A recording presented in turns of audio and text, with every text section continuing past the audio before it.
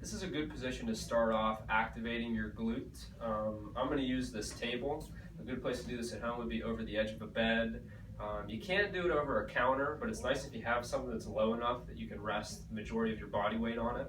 So usually I'll take this table and I'll raise it to wherever a patient's bed height is about, and that's where I'll show them how to do the exercise.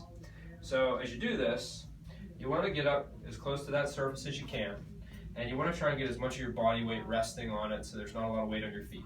So I get my trunk and a little bit of my pelvis up here so that I don't have much weight on my feet. For the most part, my body is supported by this.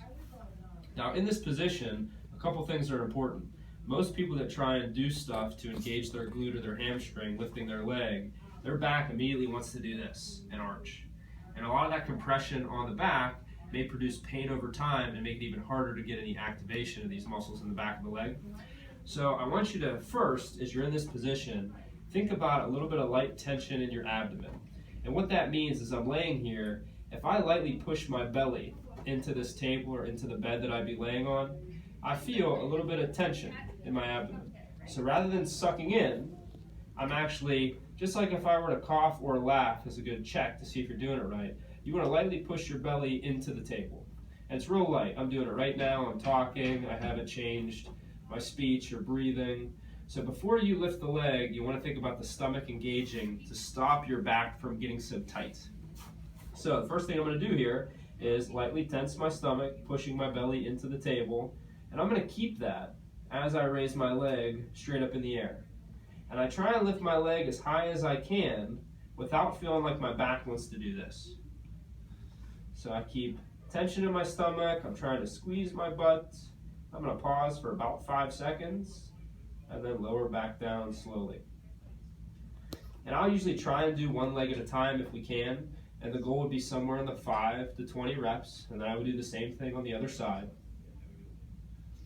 And then if I get to a point where that's going okay, another step would be trying to do leg up, and then only coming down about halfway, and then going right back up.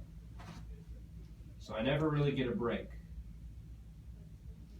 Now the other thing that's important to note with this position is that some people are so weak in their hip that they can't even lift their leg very high. So they may just get to right here and not be able to lift their leg any further. So for those people, I have one little breakout that I like to do.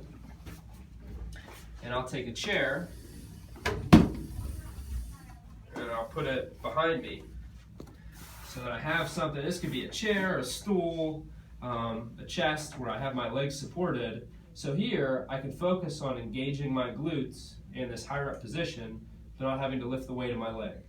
So I do the same tension in my stomach, and I keep that as I just straighten my leg and squeeze my butt.